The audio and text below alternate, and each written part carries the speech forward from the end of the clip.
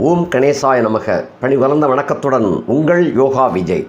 2024 March மாத பலன்கள் மிதுன ராசியிலே பிறந்தவர்களுக்கு எப்படி இருக்கும் என்பதை பற்றி சுருக்கமாக பார்க்கலாம். பொதுவாக இந்த மாதத்தில் உங்களுக்கு சூரியனை தவிர மற்ற அனைத்து கிரகங்களுமே மிகச் சாதகமாகவே அமைந்திருக்கின்றது. அதாவது 9ல் சூரியன் அப்படிங்கிறது எப்பயுமே நல்லதல்ல. அப்போ கிட்டத்தட்ட மாசி மாதம் என்ற தமிழ் மாதம் முடிகின்ற வரைக்கும் மிதுன ராசியிலே பிறந்தவர்களுக்கு தோப்பனார் வர்க்கங்களால் சில பிரச்சனைகள், சண்டை சச்சரவுகள், மன வேற்றுமைகள் இவைகள்லாம் இருக்கத்தான் செய்யும். அது ரொம்ப குழப்பத்தில் கொண்டு போய் கூட விடலாம். இந்த ஒன்று தான் மிகவும் டவுன் அப்படின்னு சொல்லலாம். மற்ற எல்லாமே சரியாக இருக்கிறது. அதே போல் 9ல் சூரியன் இருக்கின்ற காரணத்தினால் அரசாங்க சம்பந்தப்பட்ட விஷயங்களில் வெற்றி வாய்ப்பை அவர் கொண்டு வந்து சேர்ப்பார். தோப்பனார் வர்க்கத்தில் தோப்பனார் ஸ்தானம் அப்படிங்கிறதா அங்கே வலிமை இழக்கின்றது.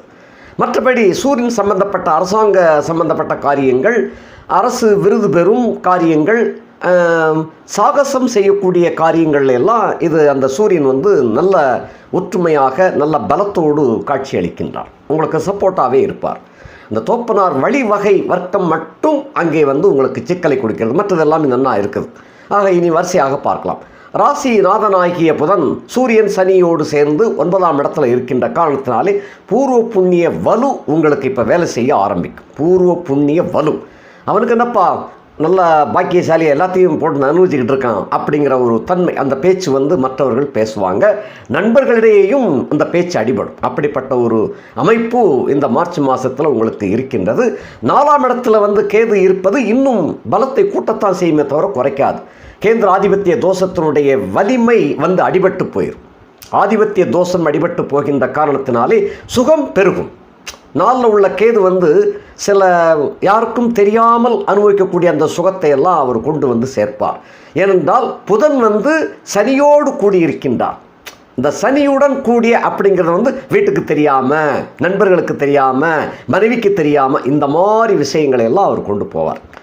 அடுத்தபடியாக 4 குடையவன் 9ல் இருக்கிறதுனால தாய் சுகம், கல்வி மேன்மை அடையும்.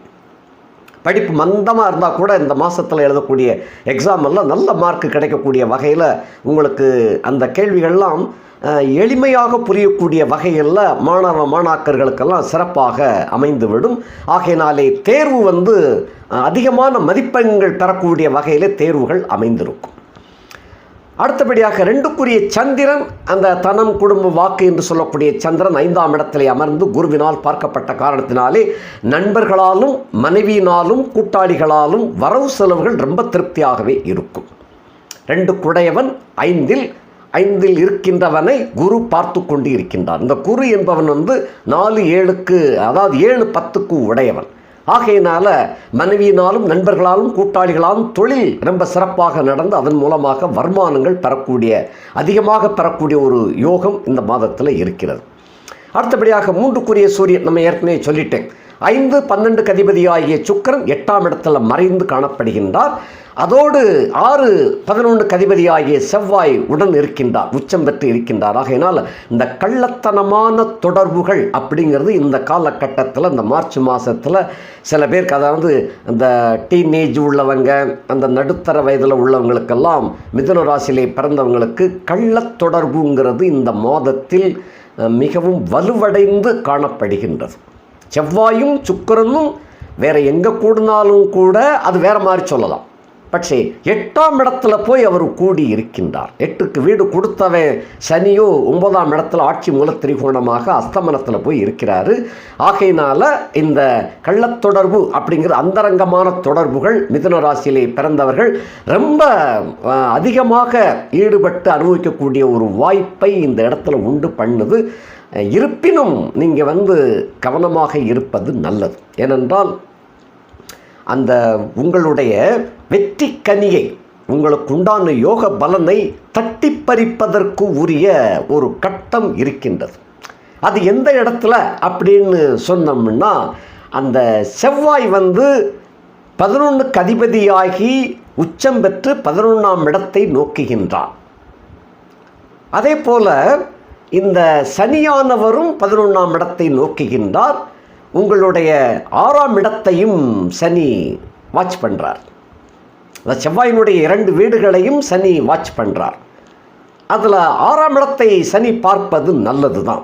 சத்துருக்களை வெற்றி கொள்ளக்கூடிய ஒரு யோகத்தை அந்த சனி கொடுப்பார். அதே போல் 3ஆம் இடம், ஒரு 11ஆம் இடத்தை, சனிக்கு 3ஆம் வீடு உங்களுக்கு 11ஆம் வீடு, அந்த வீட்டையும் பார்வையிடுகின்றார். அந்த வீட்டில் இருக்கின்ற வியாழன் என்று சொல்லக்கூடிய குருவையும் பார்க்கின்றார். ஆகையினால இந்த காலகட்டத்தில் அந்த கள்ளத்தொடர்பு வகையில் அதிகமாக ஈடுபடும் பொழுது நீங்கள் ஏமாற்றப்பட்டு விடலாம் என்று இருக்கிறது. அந்த இடத்த உங்கள் அந்த சூழ்நிலையில் நீங்கள் தான் அதை எப்படி ஹேண்டில் பண்ணணும், எந்த மாதிரி போகணும் அப்படிங்கிறத அந்தந்த ஒவ்வொரு தன்மைக்கு தகுந்தவாறு நீங்கள் தான் முடிவெடுத்து தப்பித்து கொள்ள வேண்டும்.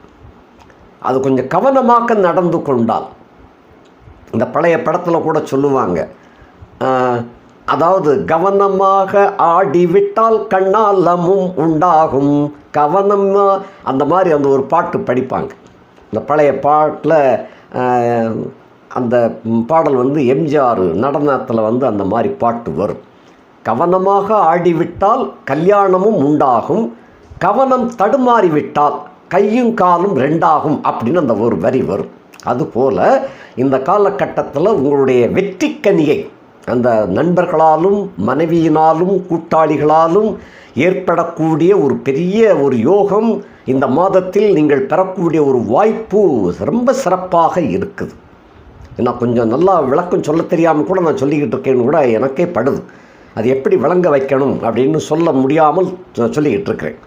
இந்த தொடர்புகள் அதுக்குரிய சூழ்நிலைகளை உங்களுக்கு கொண்டு சேர்க்குது. செவ்வாயும் சுக்கிரன் கூடி செவ்வாய் உச்சம் பெற்று சூன்யம் அடைந்திருக்கின்றான். அப்போ சுக்கிரன் நல்லா வேலை செய்வார் அந்த இடத்துல. அந்த 8ல் சுக்கிரன் அப்படின்னு சொன்னாலே மறைமுகமான உறவு தொடர்பு இவைகள்லாம் இருக்கும். பழைய காதலியாக இருக்கலாம், புதியவளாக கூட இருக்கலாம், புதுசாக சேர்ந்தவளையும் கூட அப்படி இருக்கலாம். இந்த மாதிரி சந்தர்ப்பங்களில் நீங்கள் கொஞ்சம் ரொம்ப உணர்ச்சி வசப்பட்டு விடக்கூடாது. இந்த இடத்துல நீங்கள் கவனமாக இருந்தீங்கன்னு சொன்னால் கன்னி மாடமே உங்களுக்கு சொந்தமாகும். கன்னி மாடம் என்றால் என்ன அர்த்தம்னு சொன்னோம்னா, ஒரு அரசியின் ஒரு அந்தரங்க புறமே உங்களுக்கு சொந்தமாக வரக்கூடிய ஒரு வாய்ப்பு இருக்கின்றது. அப்படின்னா உங்களுடைய திறமை அந்த அளவுக்கு வெளிப்படக்கூடிய ஒரு மாதமாக இந்த மார்ச் மாதம் அமைஞ்சிருக்குது. அந்த வெற்றி கனி இதெல்லாம் உங்களுக்கு பெரிய கிடைக்க முடியாத ஒரு அரிய பெரிய ஒரு யோகம். அப்படிப்பட்ட யோக நிலையை ஏதோ ஒரு சின்ன ஒரு விஷயத்தில் போய் கோட்டை விட்டுறக்கூடாது. ஆகையினால தடுமாற்றம், மனசுக்கு சஞ்சலம் என்பது எல்லாருக்குமே சகஜம்தான். அது கிரகங்களுடைய திருவிளையாடல்களால் இந்த இப்படி மாதிரி லீலைகள்லாம் நடக்கத்தான் செய்யும். அதுக்குத்தான் மனம் என்ற ஒன்றை இறைவன் படைச்சிருக்கிறார். இந்த மனம் என்பதற்கு தலைவன் சந்திரன் தான். இந்த சந்திரன் சுவாதி நட்சத்திரத்தில் 4ஆம் பாதத்தில் உலாவுறார் மார்ச் 1ஆம் தேதி அன்று. அந்த ராகுவினுடைய சார், அந்த ராகு என்பது சலனப்பட்டு கொண்டு தான் இருக்கும். இந்த சலனமாக அது ஆட்டம் ஆடிக்கிட்டே இருக்கும் இல்லையா, ராகு சர்ப்பம். அதுபோல் அந்த மாதிரி அசைவுகளோடு மனச்சஞ்சலம், மனப்போராட்டம், மனக்குழப்பங்கள் இதெல்லாம் இருக்கும். எங்கே இருக்குது அந்த சந்திரன்? 5ஆம் இடத்துல இருக்குது. 5ஆம் இடத்துக்கு சொந்தக்கார யார்? சுக்கிரன். அவர் எங்கே இருக்கிறார்? 8ஆம் இடத்துல போய் மறைஞ்சிட்டார். அதனால தான் அந்த கள ஒளி வழக்கத்திலே அந்த ஒழுக்கம் இந்த இடத்துல எப்படி நடந்து கொள்ள வேண்டும் என்பது சந்தர்ப்பக்கு தகுந்தவாறு, அந்த இடம் பொருள் ஏவல் அப்படின்னு சொல்லுங்க, அதற்கு தகுந்தவாறு நீங்கள் அந்த இடத்தை சமயோஜிதமாக வெற்றி கொண்டு விட்டால் உங்களுக்கு மாட மாளிகை உங்களுக்கு சொந்தமாகும் என்பது அந்த விதி. அதுக்காகத்தான் அது கொஞ்சம் கவனம் தப்பாமல் பார்த்து கொள்ளுங்கள். குரு சந்திர யோகம், கஜகேசரி யோகம்னு சொல்லுவது உங்களுக்கு கிட்டத்தட்ட வெற்றி தான். ஏன்னா கஜகேசரி யோகம்னு சொன்னால் என்ன அர்த்தம்? அப்படி ஒரு யோகம்னா என்ன அர்த்தம்னு சொன்னால், எவ்வளோ பெரிய சிக்கல் வில்லங்கம் வந்தாலும் ஜாதகம் தப்பித்து கொண்டு விடுவான். அதுதான் கஜகேசரி யோகம். யானை கூட்டங்களுக்கு மத்தியில் ஒரு சிங்கம் இருந்துச்சுன்னா எப்படி ஜம்ப் ஆகிருமோ அதுபோல் அந்த இடத்துல நீங்களும் ஜம்ப் ஆகிருவீங்க அப்படின்னு இருக்குது. இருப்பினும் உங்கள் ஜாதகத்தில் தசாபுத்தி எப்படி இருக்குங்கிறது எனக்கு தெரியாது இல்லையா. ஆகையினால் இது கோச்சார பலனெல்லாம் பேசிக்கிட்டு இருக்கிறேன். இந்த கோச்சாரம் என்பது சில கிரக லீலைகளை நடத்தி காட்டுவாங்க. அந்த நாடகம் அது கிரகங்களே ஒரு நாடகத்தை ஆட்டி காட்டுவார்கள். அதுலேயும் நீங்கள் மயங்கி விடாமல் இருப்பதற்கு உங்கள் ஜாதகத்தில் தசாபுத்தி எப்படி இருக்குன்னு எனக்கு தெரியாது. ஆகையினாலே நாம் மொத்தத்தில் பொதுவாக கேர்ஃபுல்லாக இருங்க, கவனத்தோடு நடந்து கொண்டால் வருகின்ற யோகம் கைக்கு கெட்டியது வாய்க்கு எட்டாமல் போய்விடக்கூடாது. ஆகையினால் கைக்கு எட்டியது வாய்க்கு எட்ட வேண்டும். அதுக்காகத்தான் உங்களுக்கு உஷார்படுத்துகிறேன். அடுத்தபடியாக 7க்கும் 11க்கும் 7க்கும் 10க்கும் உடைய குரு அவர் 11ஆம் இடத்துல இருக்கிறாரு. தோஷம்தான், தோஷாதிபதியாக இருந்தாலும் கூட அந்த ராகு 10ல் இருக்கிறார். அது இருக்கிற வரைக்கும் இந்த குரு எங்கே போனாலும் சரி. அதே போல் 1-4க்கு அதிபதி ஆகிய புதன் கேந்திராதிபத்திய தோஷம் பெற்றவர் தான். அவர் எங்கே போனாலும் பரவாயில்ல, 4ல் கேது இருக்கிறார். ஆக 4 உள்ள கேதுவும் 10ல் உள்ள ராகுவும் கேந்திராதிபத்திய தோஷத்திலிருந்து இந்த 1.5 வருஷத்துக்கு உங்களை விடுவிச்சே தீர்வான். அதில் ஒன்றும் பிரச்சனையே கிடையாது. ஸோ நண்பர்கள், கூட்டாளிகள், மனைவியினாலும், தொழில், வியாபாரம், உத்தியோகம் இவைகளினாலும் உங்களுக்கு மேலும் மேலும் வளர்ச்சி பெறக்கூடிய ஒரு காலகட்டமாக விளங்கும். மிதுன ராசிக்காரர்களுக்கு கழிந்த 5 ஆண்டுகளாக கிட்டத்தட்ட 5.5 வருஷமாக கடும் போராட்டத்தை சந்தித்து கொண்டு வந்து கொண்டிருந்தீர்கள். இப்போத்தான் அட்டமச்சனி விலகி மூச்சு விடாப்பில் வந்திருக்குது.